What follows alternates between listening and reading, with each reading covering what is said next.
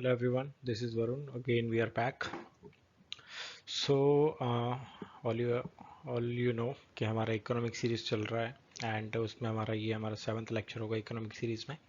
Already हम बाकी काफ़ी कुछ हम कवर कर चुके हैं. So monetary policy and repo inflation हम काफ़ी कुछ कवर कर चुके हैं. बेस्ड ऑन इन्फ्लेशन हमारे पास एक और लेक्चर है, हम उसको भी डिस्कस करेंगे. सो आज हम डिस्कस कर रहे हैं basically repo, CRR, rate cuts क्यों होना चाहिए, क्यों आपको अंडरस्टैंड, क्यों आपको समझना चाहिए. तो all you need to know चीज़ें क्या है. ठीक है. तो होप आपने चैनल को सब्सक्राइब कर ही दिया होगा, आप देख भी रहे हैं, नोट्स बना रहे हैं. एंड ऑफ द डिस्कशन में मैं आपको सिर्फ इतना कह सकता हूँ कि आपने एक बार अगर ये समझ लिया है, अगर मेरे लेक्चर्स एक बार देख लिए हैं, तो आई डोंट थिंक सो कि आपको एग्जामिनेशंस के लिए कुछ ज़्यादा बहुत ज़्यादा फिक्र करने की ज़रूरत है. But yes, I would suggest कि आप प्लीज़ पढ़ें, ज़रूरी है. क्योंकि सिर्फ एक सोर्स से काम नहीं चलता. यू नो टू नो आप एक बार मोटा मोटा गए मेरे यहाँ से एक मेरी वीडियो से आप एक मोटा मोटा एक कवर अप ले सकते हैं. देन उसके बाद आप अपनी चीज़ों को और इम्प्रोवाइज कर सकते हैं. ओके. तो एक बार देखते हैं रेपो रेट क्या होता है, CRR क्या होता है, इसको रेट कट एंड क्या है एक्चुअल में. तो रेपो रेट, CRR रेट है क्या, क्यों चलता है basically. What is repo rate, what is CRR rate, why should CRR be varied by the RBI. तो ये सब पढ़ेंगे. देखो, repo rate, reverse repo rate, ये सब मैं आपको बता चुका हूँ ऑलरेडी. मुझे यहाँ पर दोबारा से रीपर्चेज ऑप्शन ये बताने की ज़रूरत है नहीं. ठीक है. रेपो रेट अगर मैं दोबारा से सिंपली अगर मैं एक सिर्फ आपको एक एग्जांपल के तौर पर दोबारा बता दूँ, एक द्वारा अंदाज़ा दे दूँ, तो रेपो रेट सिर्फ इतना ही है जहाँ पर जिसको कहते हैं बेसिकली रेपो को रीपर्चेज ऑप्शन. ठीक है. जहाँ पर RBI लोन देती है अदर बैंक्स को. In words, rate at which banks buy back the securities they keep with RBI. ठीक है. जिस पे RBI को अपनी सिक्योरिटीज देते हैं, सिक्योरिटीज के बदले में एक लोन दिया जाता है. ठीक है. द करेंट रेपो रेट जो कि दिसंबर के 6.25 है. बाकी देखते हैं. And bank give the loan to the public at higher rate. जैसे उनको लोन मिलेगा देन उसके बाद वो हायर रेट पे दे देंगे. This is. और रिवर्स रेपो में क्या हो जाएगा, जब RBI बैंकों से लोन लेती है. ठीक. अब CRR क्या होता है, CRR का एक परसेंटेज होता है जो कि बैंकों को अपने अकाउंट में जो कि CRR एक परसेंटेज होता है जो कि बैंक्स को RBI के पास रखना पड़ता है. ठीक है. तो ताकि अगर आप परेशान, अगर आपकी बैंक डूबने वाली है, डिफॉल्ट करने वाली है, बर्बाद हो चुकी है, NPA बढ़ चुका है, ठीक है, तो उस केस में RBI आपको बचा पाए.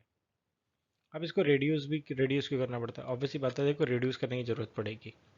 तो अच्छा, आपने ना कभी कभी एक न्यूज़ में एक वर्ड सुना होगा, बेसिस पॉइंट, कि RBI ने 25 basis point, 75 basis point cut कर दिया है.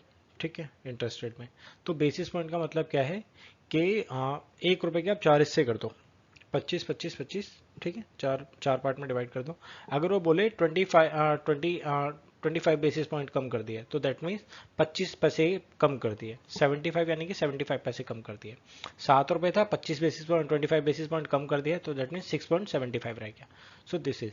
अच्छा, अब इनको कम करने की जरूरत क्यों पड़ती है, need to reduce the CRR. हाँ, एक्चुअल में क्या होता है, अगर मैं आपको इसे एक बार पढ़ लेते हैं पहले, फिर मैं एक बार आपको बताता हूँ अच्छे से. ठीक है. The problem with the high CRR is that commercial banks lose a significant amount to be locked up with the RBI. ठीक है. RBI locks without getting any interest. Bank lose profit as they cannot spend the amount as loan to the public.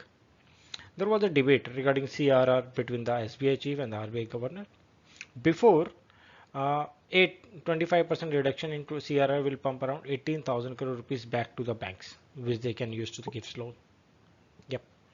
तो हाँ, अगर आप सिर्फ इतना समझो कि आपका एक अमाउंट है, आपकी आपकी मम्मी कहती हैं आपको कि तुम्हें जितना भी खर्चा करना है, जितना भी करना है सब करो, लेकिन अपनी सैलरी का एटलीस्ट मुझे 10% तुम्हें जमा करना पड़ेगा मेरे पास. ठीक है, जमा करना पड़ेगा. अब आपकी सैलरी 10,000 है, 10,000 में से 10% यानी कि 1,000 रुपये अपनी मम्मी को देना, आपके पास बचे 9. अब आप लेकिन आप जो 9,000 रुपये वो यूज़ करते हो खर्चे के तौर पे, आप एक इंटरेस्ट के तौर पे यूज़ करते हो. ठीक है, बाहर कहीं यूज़ करते हो या फिर उससे भी आप दोबारा से रेवेन्यू ले रहे हो, तो कहीं ना कहीं से इंटरेस्ट ले रहे हो, तो आपकी इनकम हो रही है. वहीं जो आपने 1,000 रुपये अगर अपनी मम्मी को दे रखा है, तो आप उसके ऊपर इंटरेस्ट तो आता नहीं है ना, आप उनसे ले सकते. ठीक है, because of she is your mother. Okay. Same like RBI बैंकों का बैंक, यानी कि बैंकों का बाप इसे कह सकते हैं, या फिर बैंकों की माँ कह लो, इट डजेंट मैटर. तो इसी तरीके से, तो आप ये कहते हो मिल तो रानी है, तो आपने एक बार अपनी मम्मी से डिस्कशन किया, तो आपने बोला कि यार एक काम, मम्मी एक काम करते हैं कि आप ना इसे 1,000, अपना इसे 10% मत करो, आप इसे 5% कर दो। आप 5% में क्या होगा, अब आपको 500 रुपये देने हैं बस। अब 500 रुपये आपके पास आ जाएंगे अगर वो मान जाती हैं तो, ठीक है। अब 500 रुपये वापस आ गए। अब 500 रुपये दोबारा से अपने प्रॉफिट के लिए किसी और को दे दिए, किसी आपने रेवेन्यू जनरेट किया, इंटरेस्ट जनरेट किया, तो क्या हो गया, आपने किसी को और को देने के लिए आपके 500 रुपये अब और आ गए हैं। Now you are generating interest. So same this happen here कि आरबीआई के लॉकर में आपने जमा कर दिया 3% 4% जो भी होता है वो जमा कर दिया। अब वो जो वैल्यू होती है ना 3 या 4% की, वो लाखों करोड़ रुपए में होती है, ठीक है, यानी कि 18,000 करोड़, 1 लाख करोड़। तो इतनी अगर वैल्यू है तो मान के चलो 25 बेसिस पॉइंट रिडक्शन करने पे 18,000 करोड़ मार्केट में आता है। तो दैट मीन सोचो कि अगर सीआरआर कम हो जाएगा तो मार्केट के अंदर मनी सप्लाई बढ़ेगा, बैंक दूसरों को लोन दे पाएगी।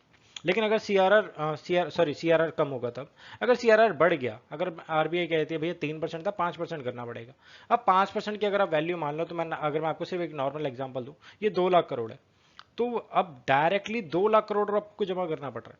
2 लाख करोड़ बहुत हो जाता है, यानी कि मार्केट के अंदर मार्केट सप्लाई रुक जाए, मनी सप्लाई रुक जाएगा, सर्कुलेशन रुक जाएगा, इकोनॉमी थोड़ी स्लो पड़ जाती है।